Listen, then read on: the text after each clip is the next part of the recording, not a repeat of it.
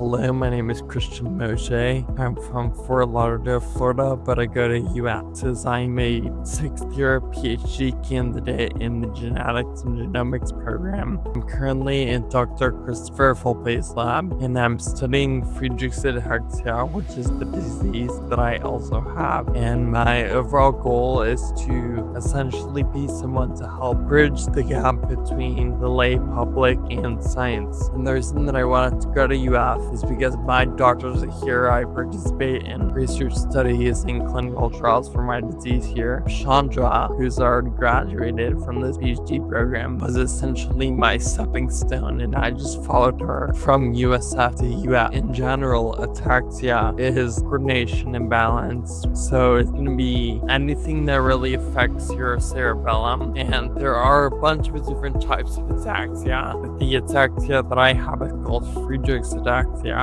and so the disease presents with neurological deficits as well as heart disease, but it is a mitochondrial disease. In my time in my PhD, I've definitely learned a lot about Friedreich's ataxia and ataxias in general. Being someone that has the disease and studying it, I kind of understand a little bit more because I myself experienced those things. So I was diagnosed at the age of 9 years old, and I was asymptomatic. I was only diagnosed because my twin sister also had the disease, but she was symptomatic at that age. So she was diagnosed with it, and I was subsequently diagnosed with it. I only developed symptoms when I was 14 years of age, and then since then the disease has progressed. So I went from walking kind of funny to walking using a walker to now being in a wheelchair. But ever since me and my sister's diagnosis, we've been participating in research and funding research.